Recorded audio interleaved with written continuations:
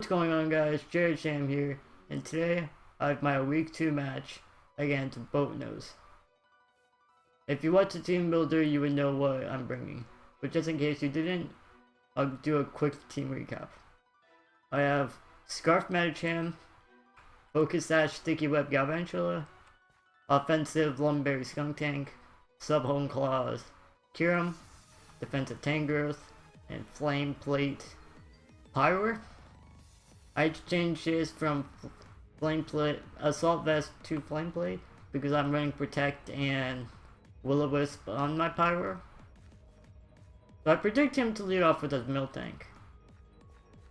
And I lead with my Skunk Tank because I have Taunt on my Skunk Tank and I EV'd it to outspeed 8 speed Miltank. So I lead off with my Skunk Tank as he leads off with Medicham.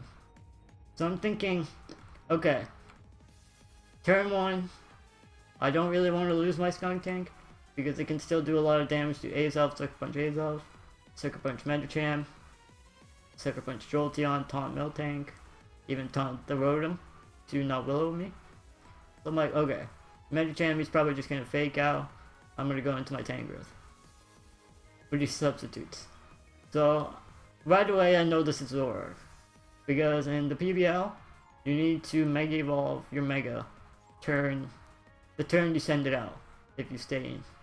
So I know this is Zoroark and I'm like, okay, I'm Rocky Helmet Tangrowth, so I'm not especially defensive, which means I'm probably not going to be able to take a Flamethrower. I'm just going to go right back into my Skunk Tank and fire off a Poison Jab at this thing. As a Dark Pulse says it does 22, doesn't do very much. The Focus Blast doing a little bit more damage, but Poison Jab break us up. So right here, I believe I switched to my Medicham, predicting another Focus Blast because it will kill my Skunk Tank, and I do also resist it with my Medicham. So it goes for the Focus Blast but misses. This doesn't come into play very much. I just high jump kick him because I'm Scarfed and I outspeed him. Right now he sends out his Rotom. So I'm like, okay. Just judging by the way he sent this out, it's either really physically defensive and he's trying to burn me, or he's Scarfed and he wants to burn me. And I don't want to let my Medicham get burned because this is how I kill Miltank and I kill Medicham. Maybe even the Jolteon if I get the chance to.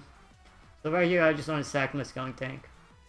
And he goes for the Willow. So I'm like, okay. He is probably physically defensive, just judging by his Willow play. Because he'd pretty much be sacking his Rotom if he wasn't defensive. So he misses the Willow. Doesn't matter because I'm Lumberry. So I would have got rid of it. But he goes for a Willow again, which shows me he's offensive, because I have a ton of speed in this Skunk Tank. So right here I just Poison Jab and it does 51. I ran the calc. This is offensive Rotom, most likely Scarfed if he sent it out against my Medicham. So right here he decides to swap the Miltank as I Poison Jab again. That's physically defensive Miltank, judging by that damage. I taunt him so he can't get up rocks because I do have 3 Pokemon weak to rocks. My Pyro, my Galvantula, and my Kiram. So what I decided to do here is just keep Poison Jabbing him, trying to weaken him. Or maybe my Galvantula late game, or my Pyro. Maybe even I can get the poison on him. And I see he has Seismic Toss. So, just judging by this, the 4 moves I guess he had were Seismic Toss, Stealth Rocks as we saw, most likely Milk Drink, and maybe a Status or a Body Slam. So I'm like, okay, you've done your work, you can go down now. And he kills me with the Seismic Toss. So I get him really low and he takes Aftermath. So he's at 9%. So I'm like, okay. I'm pretty sure Miltank doesn't do 100 damage with... I mean, he does 100 damage with Seismic Toss. So I know he cannot break my Kiram sub.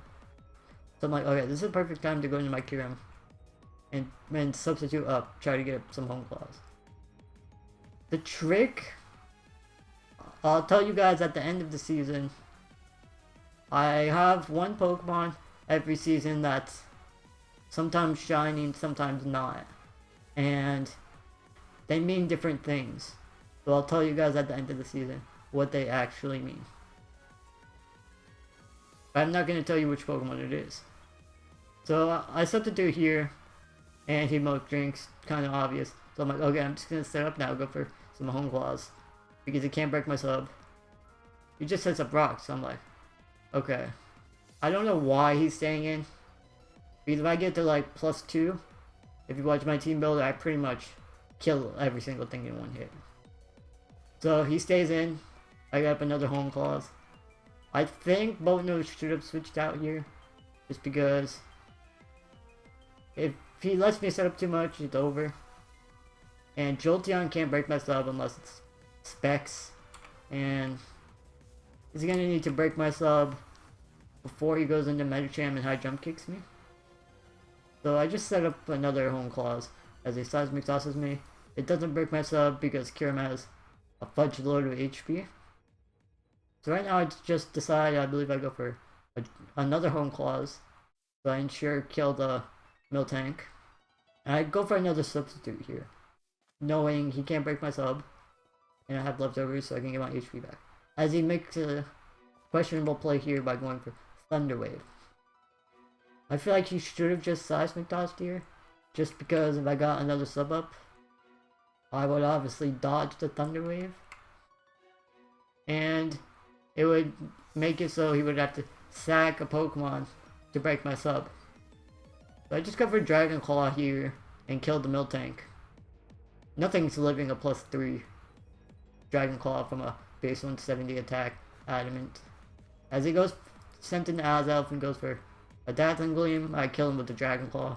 He's probably scarfed, judging by how I didn't see an item. And now he goes into Medicham. I don't want to sack my Kiram yet, because it takes on the other two Pokemon. I decide I wanted to go into Tangrowth, just because the Fake Out is pretty obvious, and this is my check to Medicham. That's the sole reason Tangrowth is here this week, just to get some Rocky Helmet damage on him, so I can kill him with my Medicham, Pyro, or Galvantula late game. So right now I decide to go into Tangrowth, knowing I can take any one hit. He goes for a Fake Out, and now he goes for Fire Punch. So I'm like, okay. Judging how I only did about half my health, most likely I can stall him out, because I do pack the Synthesis this week. So I decided to go for Synthesis here, just to scout what he's gonna do. And I'm like, okay. I don't really need any more damage on this Medicham to kill with any of these Pokemon, because I know if he hits me one more time, he's going to die to any one of the hits from my other Pokemon. So I'm like, okay. I predict a switch into his Rotom here, and I go for Knockoff. As he switches and it goes into his Jolteon. I'm like, okay. Huge threat out of the way. As you can see, he was Specs. So he could have broke my Kiram sub with probably a Shadow Ball. Maybe. So I'm like, okay. This is the opportune time for me to get Sticky Webs up right now. Because my Galvantula does have a little bit of HP investment. So I can take a couple hits from the Jolteon. Especially since it lost its Specs. So I go to my Galvantula here, attempting to get up Sticky Webs for late game as he just Volt switches out. And it goes into his Medicham. I do pack the Protect on my Galvantula to not get hit by Fake Out. Because I didn't want my sash to get broken in the beginning. So I just go for Protect here, predicting the Fake Out. As he does Fake Out, I'm like, okay. This is the perfect time for me to get up Sticky Webs. Sticky Webs will allow me to outspeed Jolteon and pretty much win with Kiram after I get rid of Medicham. So he switches out to his Rotom as I just Thunder. Because I was like, okay. I know I can win with my Kiram. But if I get rid of Medicham, I don't even need to set up Sticky Webs. So I'm like, okay, let me just... I ran a calc. Thunder does kill the Medicham. So I was like, he's definitely not going to go into Jolteon here. Just because I could Bug Buzz him and he needs the health. Or maybe living a hit from Pyroar. So I just go for Thunder and it hits the Rotom. That's 32. I know he's going for Overheat here. So I just, well, I Scout. Predicting the Overheat, but he goes for Volt Switch. I'm like, okay, I know I can take that. Because of my HP investment, and I go for Sticky Web here. As he goes into Jolteon. So I'm like, okay, you did your job, Gavantula. You can just die now because you got up Sticky Web. So now I go into my Kyurem, knowing I can take any hit. I decide to just go for Dragon Claw here, as he stacks his Medicham, which is a good play. Because I wasn't going to outspeed anything after the Sticky Webs.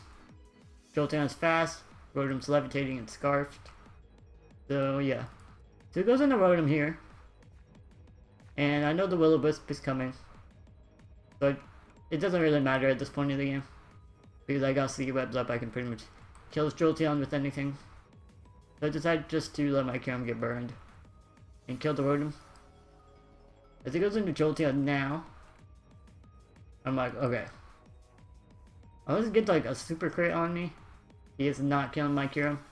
He's an almost max HP Kyurem. He just goes for Thunderbolt, does 18. I go for Dragon Claw and it actually doesn't kill the Jolteon. So I'm like, okay. Maybe if he gets a crit, he can kill my Kyurem. And then I just go into Pyroar after and kill him. But if not, Kyurem gets 5 kills. And Skunk Tank killed the Zoroark. He goes for Shadow Ball here, it does 21. He wouldn't really killed me with the crit Shadow Ball. Got anybody that damage. And I beat Boatnose. So this was a pretty good game. The only misplay I saw was when he stayed in with the Moltank. I thought he should have switched out maybe to Azelf. Knowing I would have gone for maybe a setup move. But I'm not sure if he would have switched in his Medicham or his Rotom after he broke my sub. So I hope you guys have a good day. And there will be a video on Monday and Wednesday this week, and then the team builder for week 3 on Friday. So I hope you guys have a good day. Goodbye.